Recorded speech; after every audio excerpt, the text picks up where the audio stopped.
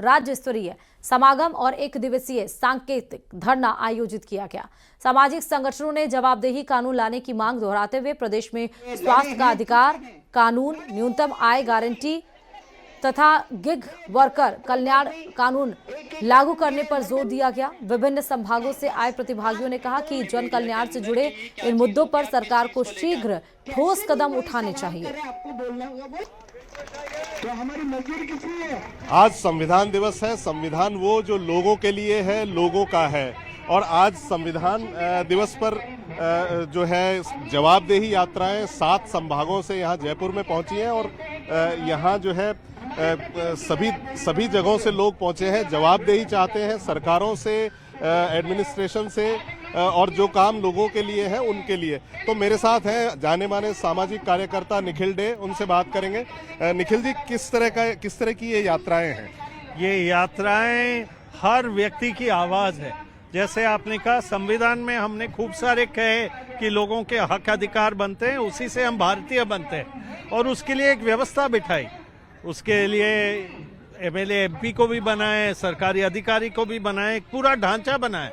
बहुत करोड़ों रुपए हम तनख्वाह देते हैं, लेकिन वो अपना काम नहीं करे तो जवाबदेही कैसे और फिर संवैधानिक हक मिलेंगे कैसे?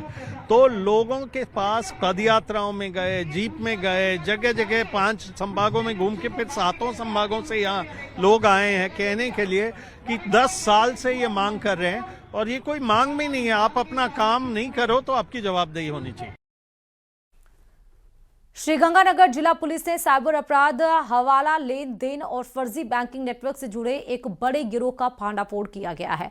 पुलिस थाना जवाहर नगर की टीम ने थाना क्षेत्र में खड़ी 2 क्रेटा गाड़ियों से 3 युवकों को गिरफ्तार कर उनके कब्जे से भारी मात्रा में नकदी, चांदी, बैंकिंग दस्तावेज, सिम कार्ड, लैपटॉप और अन्य संदिग्ध सामग्री बरामद की है। शुरुआती जांच में यह पूरा नेटवर्क संगठित साइबर धोखाधड़ी, हवाला ट्रांजैक्शन और फर्जी खातों के संचालन से जुड़ा हुआ पाया गया।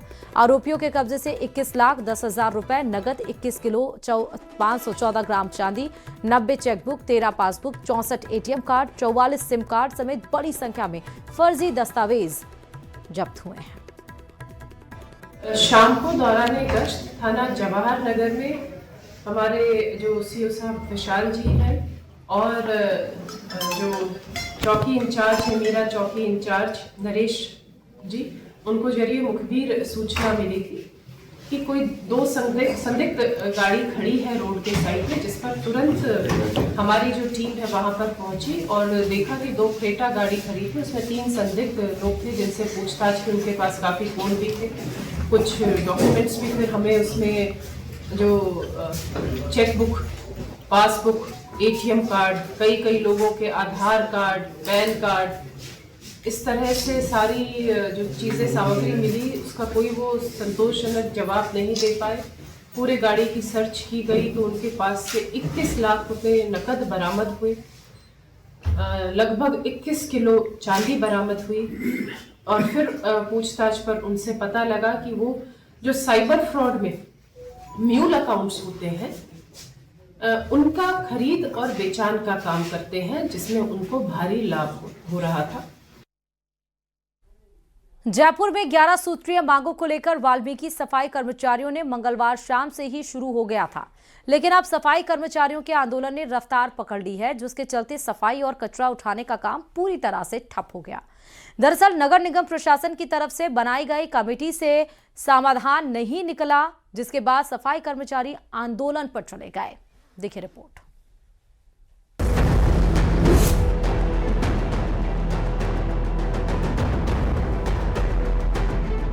सफाई कर्मचारियों का आंदोलन तेज, 11 सूत्रीय मांगों को लेकर हड़ताल, नगर निगम मुख्यालय पर लगाया धरना।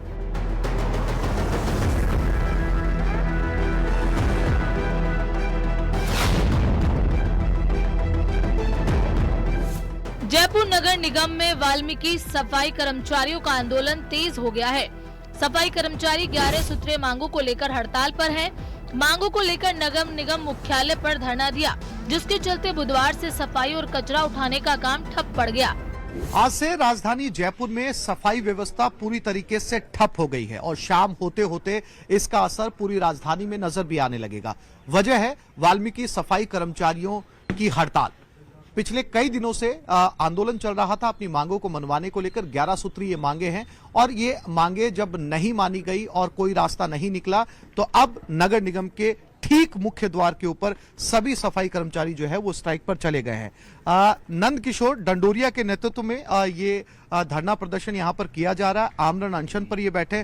दरअसल नगर निगम प्रशासन की तरफ से बनाई गई कमेटी से कोई समाधान नहीं निकला, जिसके बाद सफाई कर्मचारी आंदोलन पर चले गए हैं। आंदोलनकारियों का दावा है कि प्रदेश भर में हड़ताल का असर होगा, जिसके कारण शहर में सफाई व्यवस्था चरमराने की आशंका है। क्या आपकी मुख्य मांगे थी और क्या वजह रही कि वो नहीं मानी गई? हमारी प्रमुख मांग जो ऐप है वो ऐप को बंद किया जाए। दूसरी प्रमुख मांग है सफाई कर्मचारियों की भर्ती की जाए। त्याग पत्र इस्तीफे के केस लागू किए जाए। कोर्ट केस के प्रकरणों पर नियुक्ति दी जाए। ओवर टाइम का भुगतान किया जाए। जो एरियल का भुगतान प्रत्येक कर्मचारी का 80-80 हजार रुपये बकाया चल रहा वो भुगतान किया जाए। RGHS उसके कार्ड जारी किए जाए। ऑफिसों में जो गैर वाल्मीकि समाज के लोग काम कर रहे हैं उनको सफाई के कार्य पर लगाया जाए। जब तक हमारी ये मांगे पूरी नहीं होती है तब तक इसी तरीके से आमरण अनशन जारी रहेगा। दरअसल मंगलवार को लाल कोठी स्थित नगर निगम मुख्यालय में सफाई कर्मचारियों की आम सभा आयोजित की गई। सभा के बाद कर्मचारियों ने झाड़ू छोड़ते हुए सामूहिक अवकाश पर जाने की घोषणा की। सफाई कर्मचारियों की प्रमुख मांगों में है मोबाइल ऐप आधारित हाजिरी प्रणाली को समाप्त किया जाए, ठेकेदारी प्रथा को खत्म किया जाए, लंबित सफाई भर्ती तुरंत शुरू की जाए, मृतक और गंभीर बीमारी वाले कर्मचारियों के आश्रितों को नौकरी दी जाए, कोर्ट समझौते के पात्र कर्मचारियों को नियुक्ति पत्र जारी हो, जमादार से मुख्य स्वास्थ्य निरीक्षक तक पदोन्नति प्रक्रिया शुरू की जाए, जोखिम भत्ता बढ़ाया जाए, दफ्तरों में बैठे कर्मचारियों को मूल सफाई कार्य में लगाया जाए, ओवर टाइम की समस्या का समाधान किया जाए, करण और सुरक्षा सामग्री नियमित उपलब्ध कराई जाए, सफाई कर्मचारियों की सेवा शर्तों में सुधार किया जाए। संघों ने स्पष्ट किया कि फिलहाल आंदोलन सिर्फ जयपुर तक सीमित है, लेकिन यदि समाधान नहीं निकला तो पूरे राजस्थान में सफाई कर्मचारी कार्य बहिष्कार करेंगे।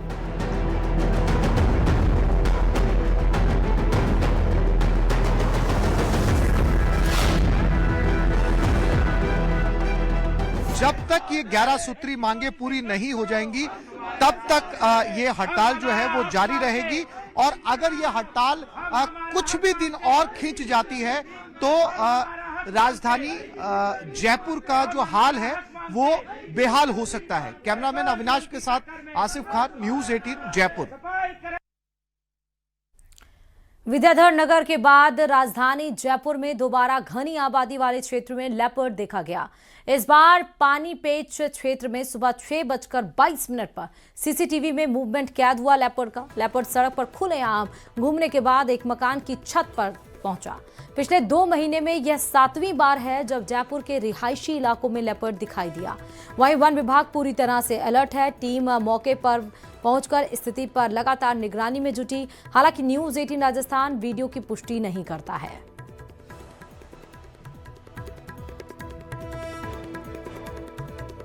तो बड़ी खबर इस वक्त ये आपको जयपुर से बता रहे हैं। रिहायशी इलाकों में किस तरह से लेपर्ड का मूवमेंट बना हुआ है। देखिए किस तरह से बेफिक्र होकर लेपर्ड सड़कों पर घूमता है। उसके बाद एक घर की छत पर वो चला जाता है। सीसीटीवी में ये पूरी जो मूवमेंट है लेपर्ड की वो कैद हो जाती है। लगातार रिहायशी इलाकों में जो लेपर्ड की मूवमेंट है जिससे वन विभाग तो टेंशन में है ही, लेकिन जो रिहायशी इलाके के लोग हैं वो भी इस वजह से टेंशन में भी हैं। ये 7वीं बार है। इसके पहले आपने देखा था कि सिविल लाइन जो कि वीवीआईपी इलाका माना जाता है, जहां पर मंत्री, सीएम, राज्यपाल, IAS, PCS अधिकारी रहते हैं, वहां पर भी लेपर्ड घुस गया था। हालांकि उसको ट्रैंकुलाइज किया गया था, काफ़ी मशक्कत के बाद, काफ़ी घंटे लगे थे, लेकिन अभी भी है रिहायशी इलाकों में लेपर्ड का मूवमेंट लगातार बना हुआ है। हालांकि जैसे ही वन विभाग को इसकी सूचना लगी, वन विभाग की टीम मौके पर पहुंची, लगातार निगरानी की जा रही है, लेकिन ये वाकई चिंता का विषय है।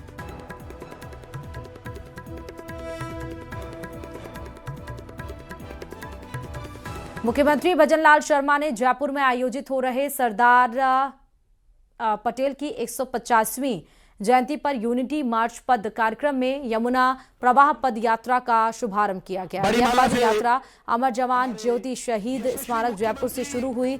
इस दौरान प्रदेशाध्यक्ष मदन राठौड़ और सांसद मंजू शर्मा, विधायक कालीचरण सराफ भी मौजूद रहे। बताते चले कि सरदार पटेल की 150वीं जयंती के अवसर पर केंद्र सरकार देश के 4 हिस्सों से 4 यात्राएं निकाल रही है। इन यात्राओं के नाम देश की प्रमुख नदियों पर रखे गए हैं। इन 4 यात्राओं में 2 यात्राएं राजस्थान से होकर गुजरेंगी। गंगा प्रवाह और यमुना प्रवाह यात्राएं राज्य के 10 जिलों को कवर करेंगी। इस यात्रा में 8 प्रदेशों के यात्री शामिल होंगे। जयपुर से रवाना होने वाली इस यात्रा में राजस्थान, हरियाणा, हिमाचल प्रदेश, जम्मू कश्मीर, चंडीगढ़, दिल्ली, उत्तर प्रदेश और मध्य प्रदेश के कुछ जिलों में के यात्री इसमें भाग लेंगे। वहीं इस दौरान सीएम ने कहा कि सरदार पटेल जिस सम्मान के हकदार थे वह उन्हें नहीं दिया गया।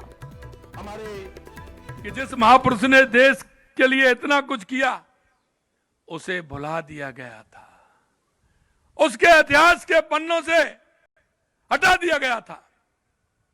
आजाद भारत के इतिहास के पन्नों में उनके योगदान को मिटाने का प्रयास किया। वे जिस सम्मान के हकदार थे उन्हें नहीं दिया गया।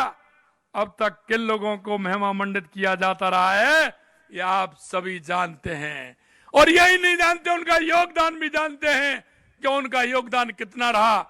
लेकिन देश की आजादी में केवल एक ही परिवार का योगदान और उसका गुणगान किया जाता है। वहीं जयपुर में एसआई